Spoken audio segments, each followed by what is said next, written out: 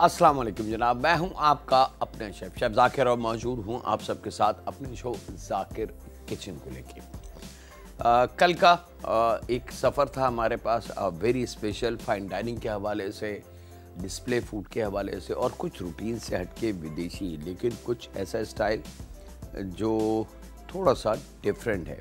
चीज़ें वही हैं जो हमने इस्तेमाल की थी, तो आज उसको कंप्लीट करेंगे और साथ में एक और फ्लेवर है मेरे पास, टर्किश कल्चर। हमारा अपना कल्चर है, यानी कि मुस्लिम कम्युनिटी कल्चर है। हलाल फूड बहुत आसानी से टर्किश यानी कि तुर्की में अवेलेबल है और बहुत स्ट्रॉन्ग मुस्लिम जो लॉ है वहाँ पे और जो सिस्टम है दीन इस्लाम का वो राइज है वहाँ पे, और बड़ी बड़ी मस्जिदें, बड़ी बड़ी इबादतगाहें और बहुत पुरानी हिस्ट्री है तुर्की की।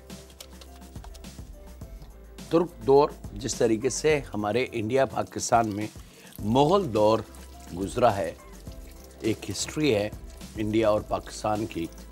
खैर पाकिस्तान तो आज़ाद हुए हुए अभी 70 साल हुए हैं, लेकिन पार्टीशन से पहले इंडिया पाकिस्तान एक था, तो ये कंबाइंड इनकी हिस्ट्री है। और इनकी हिस्ट्री चंद साल की नहीं है बल्कि सदियां पहले की हिस्ट्री है इनकी, ब्रिटिश दौर से भी पहले की। इसी तरीके से तुर्की का भी यही है। चले जनाब, तुर्क स्टाइल बहुत सारी चीज़ें हैं जनाब तुर्की फूड में, और इंशाल्लाह ताला इन फ्यूचर एक एक दो दो करके हम आपके साथ शेयर करते रहेंगे।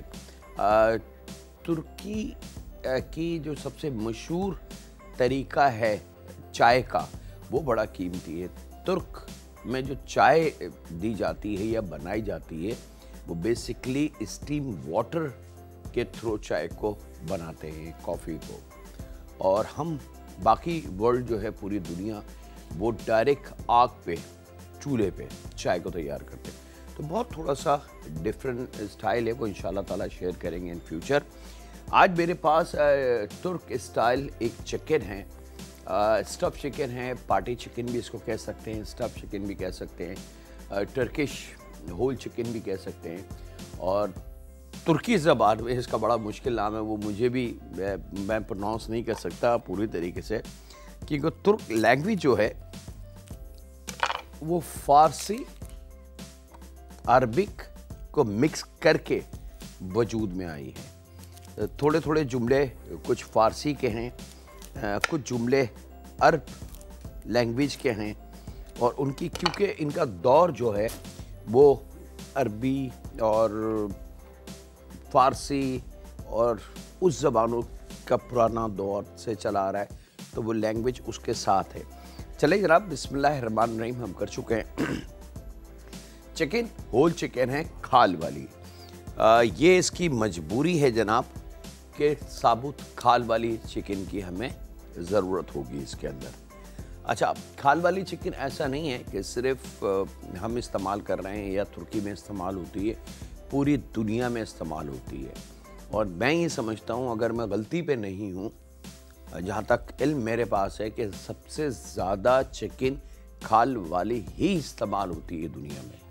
खा वो रोस्ट चिकन हो, खा वो फ्राइड चिकन हो, खा वो और दूसरे बहुत सारे स्टाइल हैं इसके। और इसकी एक ज़िंदा मिसाल ये कि एक बहुत बड़ी फ्राइड चेन है पूरी दुनिया में जो फ्राइड चिकन बेचती है, और दुनिया का शायद ही कोई ऐसा मुल्क, कोई ऐसा शहर हो जहाँ पे उनकी ब्रांच ना हो। बहुत वर्ल्ड वाइड एक ब्रांड है, और उनकी फ्राइड चिकन बड़ी मशहूर है। जो उनका बेस है, जो उनका मेन कोर है, वो खाल वाली चिकन है। वो सादी चिकन फ्राई नहीं कर सकते। चले जनाब, यहाँ पे बिस्मिल्लाहिर्रहमानिर्रहीम हम कर चुके हैं।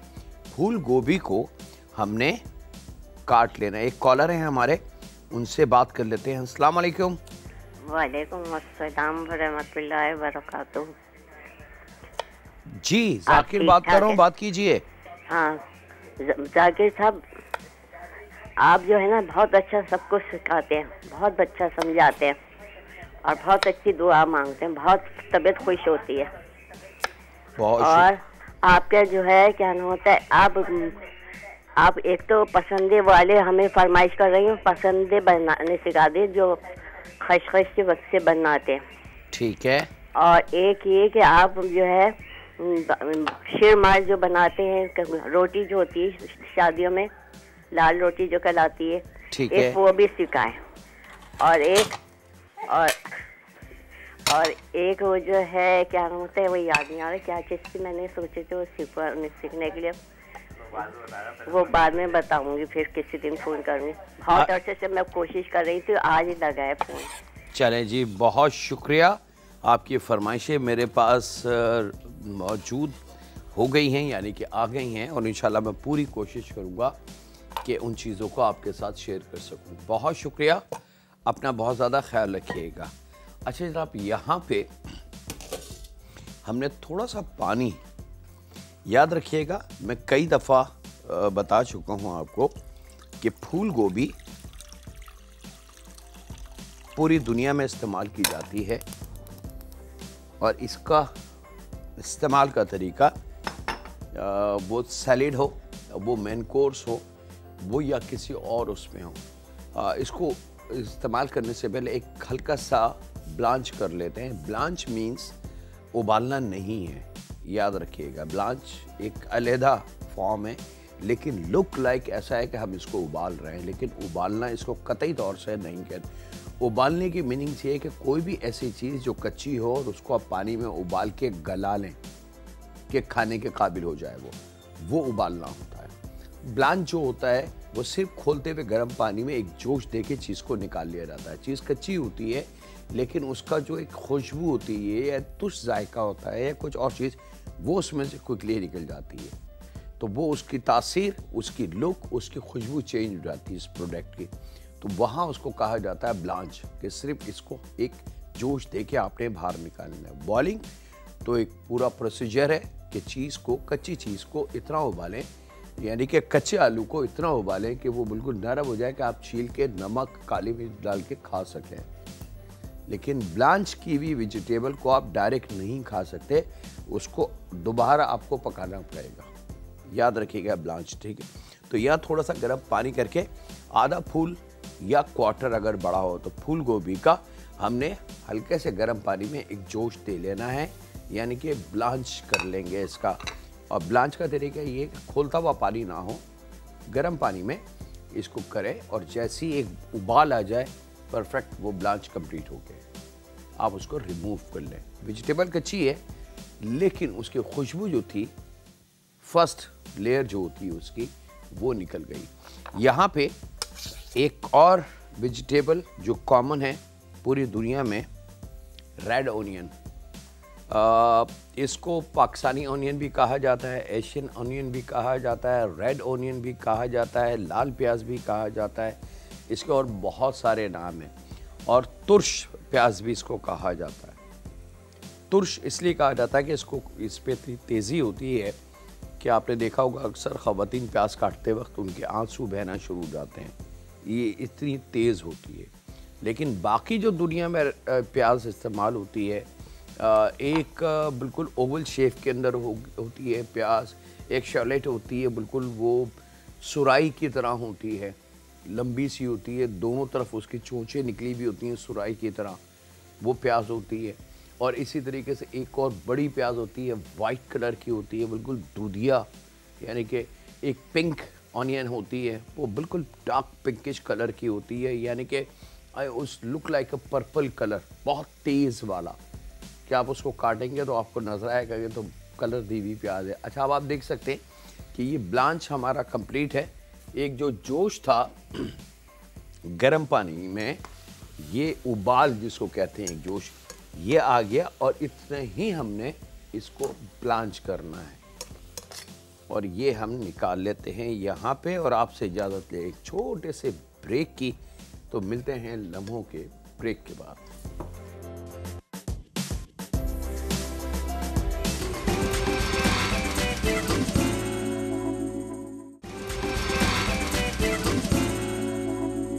वेलकम बैक जनाब, ब्रेक से वापस आ चुके हैं।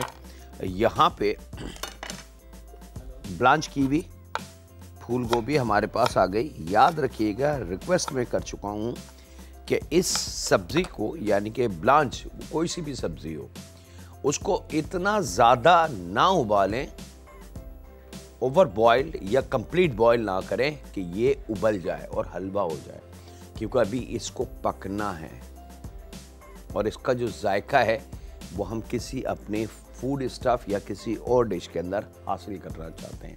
हमने इसका जो अपना तुर्स जायका था कच्चेपन का, वो हमने ब्लांच करके ज़ाया कर दिया है, क्योंकि उसकी खुशबू बहुत ख़तरनाक है। वो अगर किसी भी खाने में शामिल होती तो उसके अंदर स्मेल इतनी तेज़ होती कि हमारी यूथ, यंगस्टर या छोटी उम्र के बच्चे इस खाने को नहीं खाते। लेकिन अब ये गोभी ऐसी हो चुकी है कि इसके ऊपर सॉल्ट एंड पेपर और थोड़ी सी चीज़ या क्रीम डाल के अगर हम इन सैलेड का भी इस्तेमाल करें तो ये परफेक्ट है, हम खा जाएंगे, हमें पता भी नहीं चलेगा कि हमने क्या खाया है। एक अदद दरमियानी प्याज, दरमियानी तो थोड़ी सी छोटी हो, उसको छोटे क्यूब काट लें और उसको भी यहाँ रख लें इसी फूल गोभी के साथ। यहाँ पे एक अदद गाजर, सीजन में बड़ी अच्छी गाजर आई हुई है, रेड लाल, वो ले लें और उसके भी स्लाइसिस करने हैं, लेकिन थोड़े मोटे। याद रखिएगा, अभी पकने का अमल बाकी है इन तमाम चीज़ों का।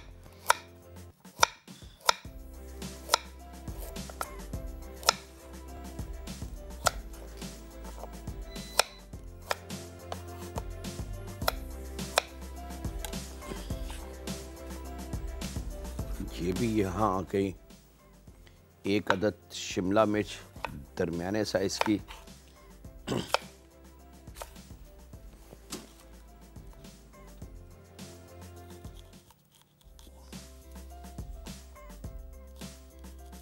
और इसको भी हमने थोड़ा सा छोटा काट लेंगे ताकि बाकी की तमाम जो वेजिटेबल दूसरी है उसके साथ ये मिक्स एंड मैच हो जाए। अगर बड़ी पीस में हमने इसको रखा तो वो उसके साथ मैच नहीं होगी। अच्छा, ये जो ब्रांडेड जितने खाने हैं, ब्रांडेड से मुराद ये कि कीमती खाने, हैवी खाने जिसको कहते हैं, उनका तरीका ये है कि उनकी जो बैलेंस हुए हर चीज़ का, वो बड़ा कीमती होना चाहिए। यहाँ पे एक अदद, अच्छा आलू की भी, जो प्याज की मैंने आपको मिसालें बताई, वो आलू की भी हैं कि आलू भी दुनिया में 4-5 डिफरेंट किस्म के आलू इस वक्त मौजूद हैं, ठीक है। उसके अंदर मीठा आलू भी है, फीका आलू भी है, नया आलू भी है, पुराना भी है, और उनके कलर भी बहुत ज़्यादा चेंज है। एक बिल्कुल ब्राउन कलर का है, लाइट ब्राउन, एक जो किस्म है वो dark brown, blackish brown colour की है। एक कलर ये मेरे हाथ में है, अगर आप कैमरे की नज़र से देख सकते हैं तो इसको रेड पोटैटो कहते हैं। ये थोड़ा सा लाल रंग का होता है, पिंकिश रेड कलर का होता है। और एक इसी में वाइट कलर में भी आता है, लाइट क्रीमी और वाइट कलर। छोटी नस्ल के भी आलू होते हैं, उसको बेबी पोटैटो कहते हैं। वो बड़े नहीं हो सकते, उनकी कास्ट ही वही है, वो छोटे ही होंगे। और भी बहुत सारे आलू की किस्में इस वक्त दुनिया में मुख्तलिफ जगहों पे इन पे तजुर्बात होते रहते हैं और बनते रहते हैं। तो यहाँ पे एक अदद लाल वाला आलू ले लें। और लाल आलू इतना कोई महंगा या कोई ख़ास या रॉकेट नहीं है कि ये नहीं मिलेगा, ना मिले कोई इशू नहीं है। आप नॉर्मल जो हमारे घरों में रेड नॉर्मल आलू जो ब्राउन वाला होता है वो ले लें। अच्छा, इसको छीलना नहीं है, आप अच्छी तरीके से इसको धो लें ताकि मिट्टी जो है वो तमाम की तमाम मिट्टी निकल जाए। रेड आलू, ये जो है मेरे पास रेड पोटैटो, ये बड़ा सॉफ्ट आलू होता है, यानी कि ये फ़ौरन गल जाता है। और इसको अगर थोड़ा सा उबालें और ज़रा सा ओवर कुक हो जाएगा तो ये बिल्कुल भुरभुरा सा बन जाता है, यानी कि इसको हम चूरा कर सकते हैं ऐसे हाथ से दबा के। इसका अमूमन इंटरनेशनल वर्ल्ड में इसका पाउडर बना के, ड्राई करके पाउडर बना के वो बेचा जाता है, और वो पाउडर बहुत सारे खानों में इस्तेमाल किया जाता है। 1 अदद हरी प्याज ये हमने शामिल कर दी। और यहाँ पे ले लेते हैं अदरक, एक तकरीबन इंच का टुकड़ा, और उसको हमने स्लाइस कर लेना है। ये आ गए, ये है जनाब इसकी तमाम की तमाम वेजिटेबल। और अब ये तमाम वेजिटेबल जो है वो हमने मिक्स कर लेनी है मिक्सिंग बाउल में।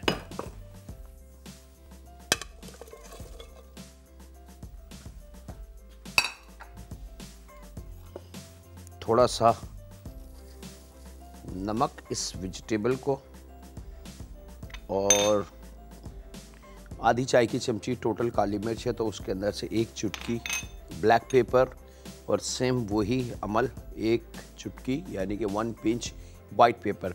तो काली मिर्च, white paper, black pepper and salt, ये 3 चीज़ें इसमें हमने शामिल करनी है।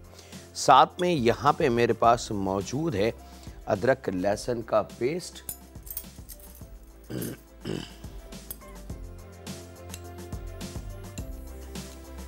तो 1 चाय की चमची भर के इसमें हमने शामिल करना है।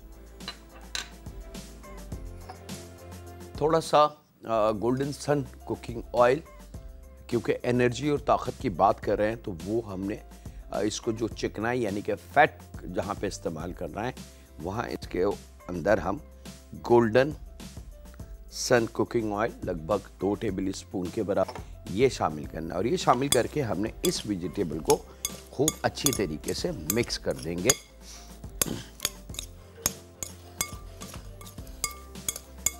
अब ये मिक्स वेजिटेबल हमारी तैयार है।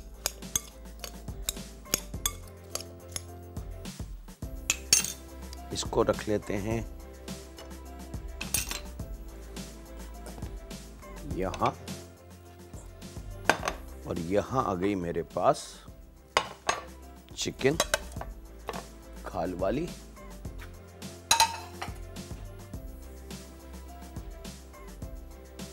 अच्छा, अब हम इसकी मिक्सिंग बना लें पहले।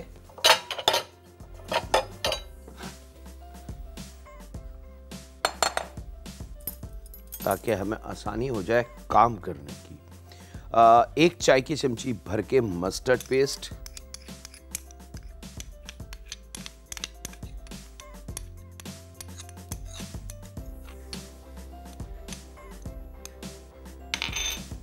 शहद हनी 2 टेबल स्पून इसी मस्टर्ड के साथ आ जाएगी।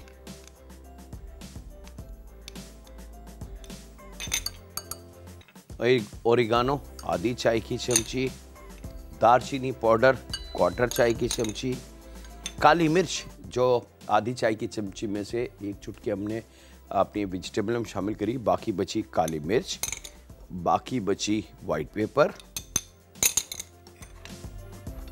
और 1 टेबल स्पून अदरक लहसुन में से 1 चाय की चमची हमने सब्जी में इस्तेमाल कर लिया। बाकी बचा हुआ पेस्ट यहाँ शामिल कर देंगे। इसको मिक्स करते हैं खूब अच्छी तरीके से।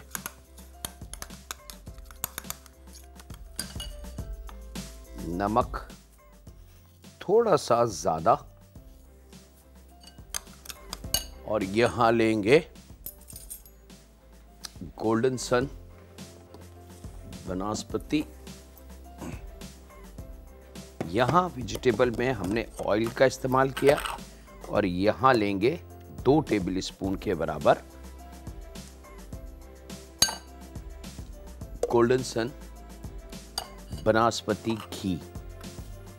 घी के बारे में मैं बता चुका हूँ कई दफ़ा कि खुदा न खास्ता अल्लाह ना करे अगर घी इतना ही ज़्यादा मुज़र सेहत होता तो पूरी दुनिया में ही अभी तक बैंड हो जाता। तो आप अंदाज़ा कर सकते हैं कि कहने में और अमल में ज़मीन आसमान का फ़र्क है। कुछ लोग ज़बान उठा के कह देते हैं चीज़ के बारे में, लेकिन उनके पास इल्म नहीं होता और वो बस बातों की हद तक तो करते हैं। ये तमाम चीज़ें अच्छी तरीके से आपने मिक्स करनी है। और यहाँ वक्त है ब्रेक का। ये बैटर मसाला मैं यहाँ अप्लाई करूँगा। आपसे इजाज़त चाहता हूँ छोटे से ब्रेक की। मिलते हैं लम्हों के ब्रेक के बाद।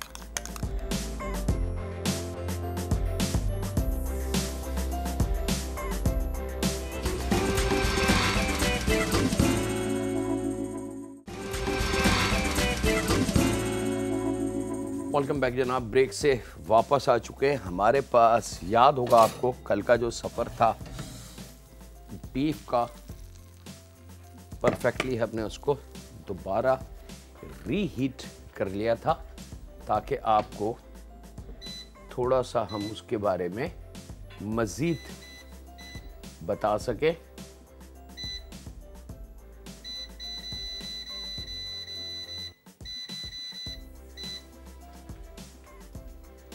चले जनाब, ओवन को हमने टाइमिंग दे के रीस्टार्ट कर दिया है। यहाँ ये जो पेस्ट अभी हमने बनाया है ये इस तरीके से चिकन के ऊपर पॉलिश करना है, अच्छी तरीके से लैप लगाना है चिकन पे।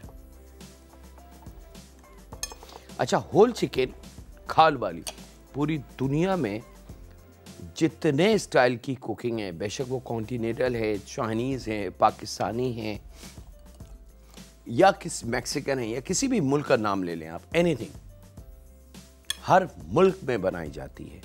दुनिया का शायद ही कोई ऐसा मुल्क हो जहां उनके अपने खाने हो और उनके पास होल चिकन की कोई स्टाइल ना हो।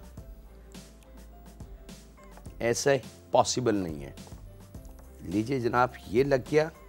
उसके बाद ये जो वेजिटेबल है अभी हमने आपके सामने काट के इसमें नमक और बाकी चीज़ें मिलाई। थोड़ी सी ये वेजिटेबल थोड़ी सी मकदार को इस चिकन के अंदर स्टफ़ कर देनी है खूब अच्छी तरीके से, ताकि इस वेजिटेबल का जो कुदरत ने कुदरती फ्लेवर दिया है, यानी कि शिमला मिर्च का, गाजर का, प्याज का, फूल गोभी का, हरी प्याज का, अदरक का, वो अच्छी तरीके से इस मीट के अंदर से बाहर निकले। तो ये जायका बहुत डिफरेंट इसके अंदर हमें नज़र आएगा। और बाकी वेजिटेबल जितनी बची है वो हमने इस तरीके से इसकी साइडों में रख देना है। ये अमूमन जब उनकी कोई स्पेशल डे आता है या उनका कोई दावत का एहतमाम किया जाता है तो ये चिकन बड़े ख़ास तौर पे तरतीब दी जाती है। और थोड़ी मेहनत, थोड़ा सा टाइम तलब काम है। फैट का इस्तेमाल, घी मैंने आपको बता दिया, गोल्डन सन बनास्पति। उसके बाद जनाब ऑन टॉप इस तरीके से इसमें तकरीबन लगभग 100 ग्राम के बराबर किशमिश, रेज़न, भूरे वाली, ये शामिल कर देनी है। और बिस्मिल्लाहिर्रहमानिर्रहीम। इसके बाद इसमें कुछ और चीज़ शामिल, इसमें ना दूध जाएगा, ना पानी, ना मैदा, ना कॉर्नफ्लावर या कोई 12 किस्म के मसाले, क्योंकि टर्किश फूड में इतनी ज़्यादा कॉम्बिनेशन ऑफ स्पाइसेस नहीं होती। और ये हमने रख दी है ओवन में। अच्छा, ओवन का टेम्परेचर हमने रखा है 180 टू 190 और 95। अगर मिसाल के तौर पर पाकिस्तान से बाहर जहाँ हमें देखा जा रहा है वहाँ अक्सर ओवन में फ़ारेनहाइट टेम्परेचर होता है। फ़ारेनहाइट अगर टेम्परेचर होगा तो ये तकरीबन 420 या 410 पे जाएगा, ठीक है, इज़ इक्वल टू। लेकिन सेंटीग्रेड जो होता है हमारा, सेल्सियस जिसको हम कहते हैं, तो वो 180 टू लेके 190 और 95 तक। अच्छा, इलेक्ट्रिक में ऊपर नीचे का दोनों ऑप्शन होता है कि एक साथ ऑन हो जाते हैं, लेकिन गैस ओवन में ये ऑप्शन नहीं होता। गैस ओवन में एक वक्त में एक पार्ट ऑन हो सकता है। तो पहले आप जो बेकिंग वाला पार्ट है वो ऑन कर दें और फिर तकरीबन कोई 20 मिनट के बाद 10-12 मिनट के लिए ऊपर वाला कर दें, वो मजबूरी है। और अगर इलेक्ट्रिक ओवन इस तरीके से है कंबाइंड ऊपर नीचे की हीट एक साथ, तो फिर 20 से 25 मिनट इस चिकन के लिए परफेक्ट है। यहाँ वक्त एक ब्रेक का, मिलते हैं लम्हों के ब्रेक के बाद।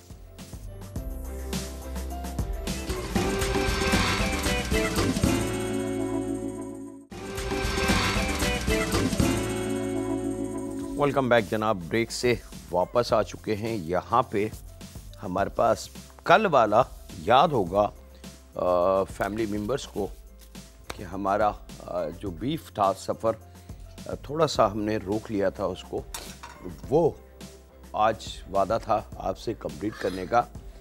तो प्याज और टमाटर हमने काट के ऊपर डाल के पैन में पहले पसंदे हमने बना लिए थे, लंबे लंबे बीफ अंडरकट के, और फिर इसको मैरिनेट किया था।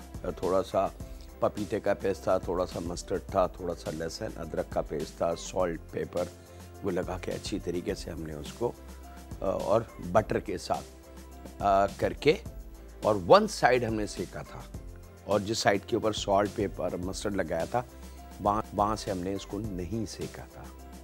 फिर हमने इसको निकाल के थोड़ी सी चीज़ ली थी मोज़रेला, वो बीच में रख के फैला के, और फिर इसको रोल करके डिश में रख के हमने ओवन में रख दिया था, थोड़ा सा लिक्विड शामिल करके। पानी, आप चिकन की यखनी या बीफ का यखनी भी शामिल कर सकते हैं, और इसको तकरीबन 15 to 20 मिनट्स के लिए हमने रोस्ट करना है।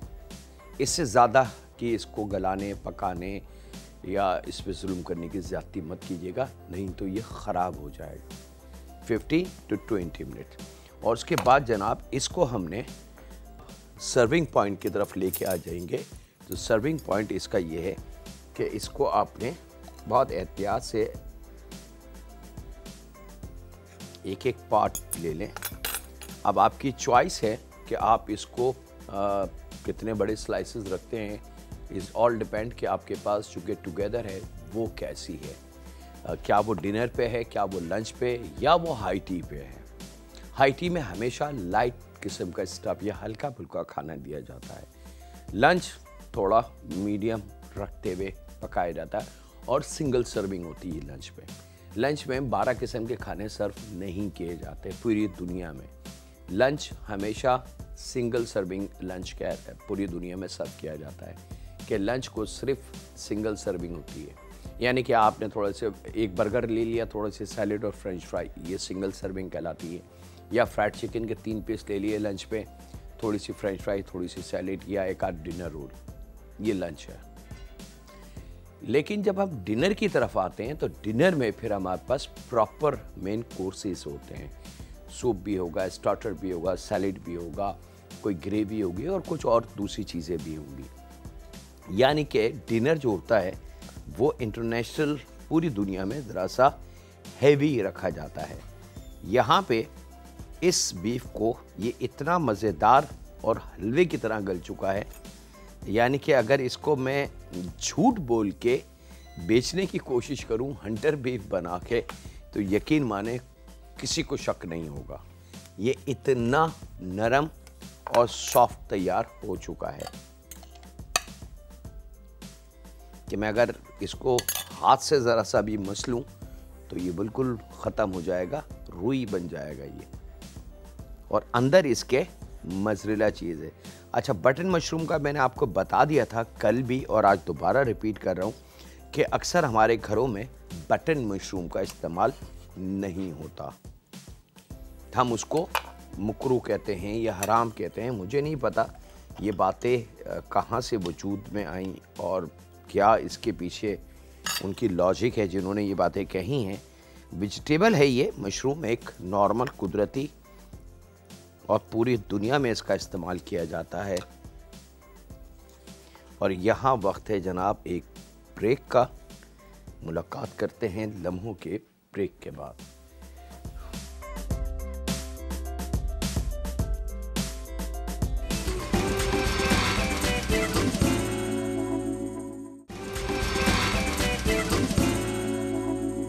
वेलकम बैक जनाब, ब्रेक से वापस आ चुके हैं। वो जो प्याज और टमाटर उसके साथ हमने पिलाए थे वो डिश से निकाल के ऊपर फैला देंगे,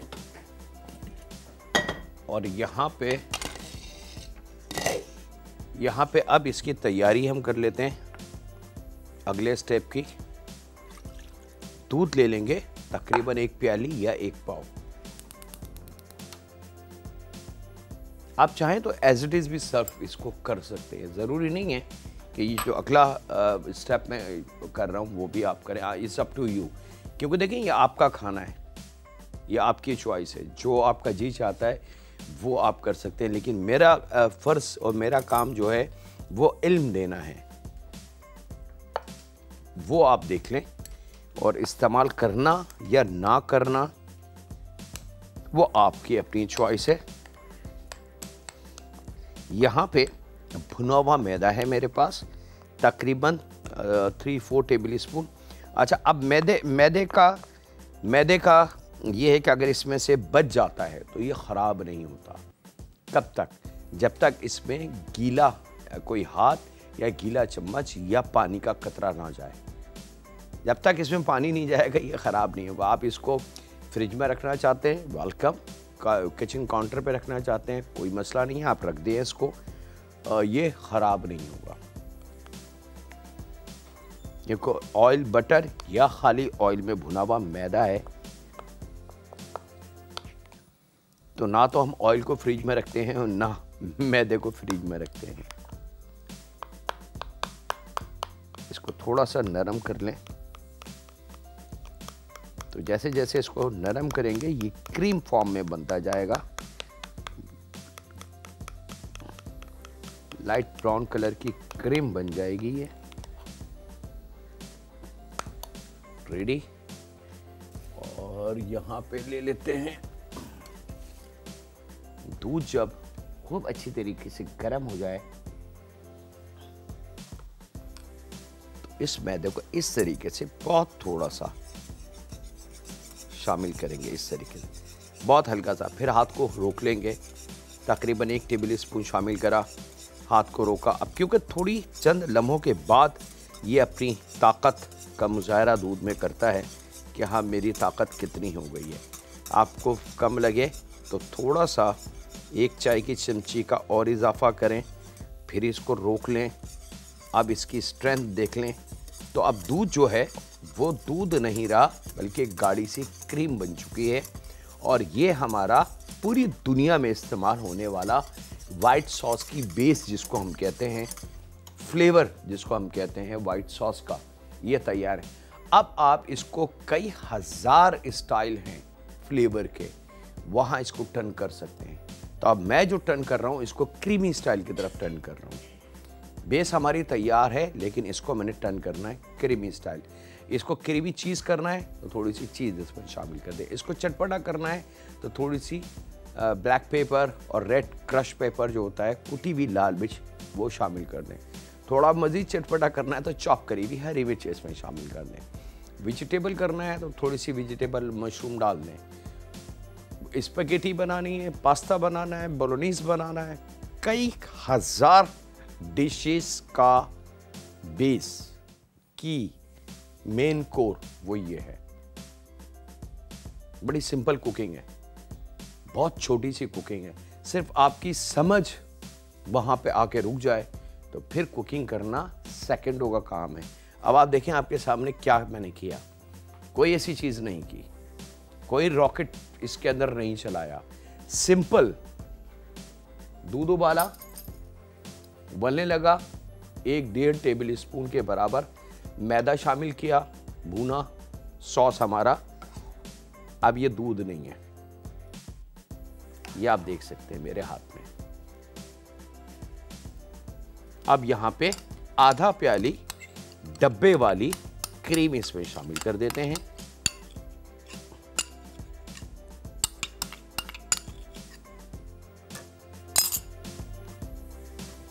और थोड़ी सी फ्लेवर उठाने के लिए क्वार्टर चाय की चमची ब्लैक पेपर, वाइट पेपर, थोड़ा सा जायके के हिसाब से सॉल्ट,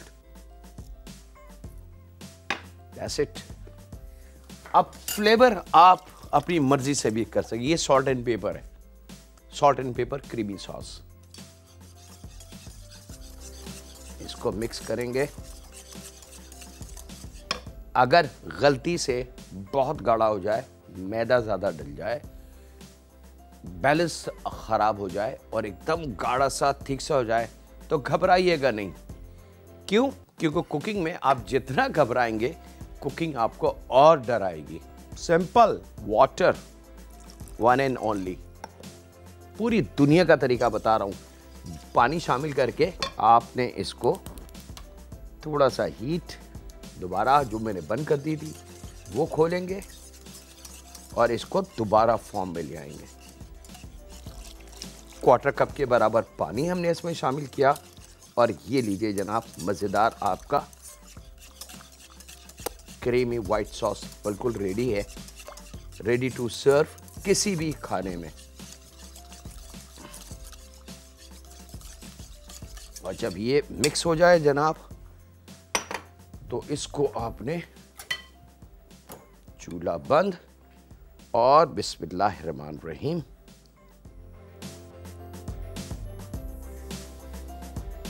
सेंटर पॉइंट खुला छोड़ दीजिएगा ताकि वहां से ये नजर आए कि एक्चुअल है क्या ये।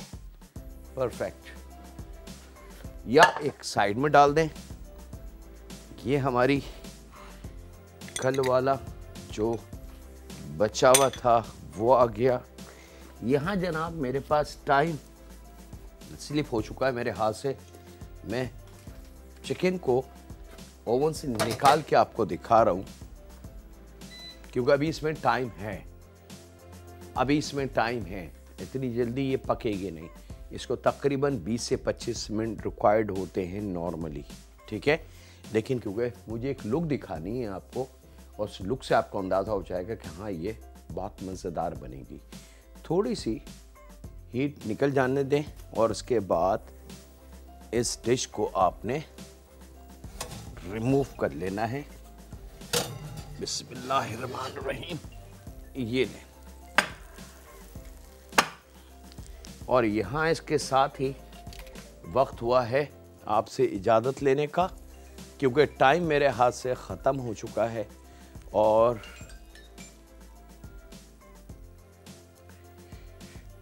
अपना अपने घर वालों का बहुत ज़्यादा ख्याल रखें और दुआ करते रहें उस खालिक मालिक उस परवरदिगार से कि ऐ रब, मैं मानता हूँ कि मैं गुनाहों की दलदल में धंसा हुआ हूँ। मैंने लातादाद गुनाह किए और उन गुनाहों को करते वक्त मैं तुझे भूल चुका था ऐ रब, और मैं उस गुनाह के दलदल में धंसता गया। लेकिन ऐ रब, अब मेरी आंखें खुल चुकी और मैंने सच्चे दिल से तेरे से दुआ मांगी, तौबा की। बस मेरी तौबा को कबूल फरमा, मेरे गुनाहों को माफ़ फरमा और मुझसे राज़ी हो जा। ऐ रब, तू हमारा रब है, हम कुछ नहीं कर सकते लेकिन तू सब कुछ कर सकता है। हमें हमारी माफ़ी अता कर और हमसे राज़ी हो जा। रहम फरमा हम पे, हमारे माँ बाप पे, हमारी औलाद पे, हमारी बेटियों पे, हमारे साथ रहने वालों पे, हमारे साथ काम करने वालों पे, क्योंकि तू रब है और तू रहम ज़रूर करेगा। अल्लाह हाफ़िज़। सुनने के बाद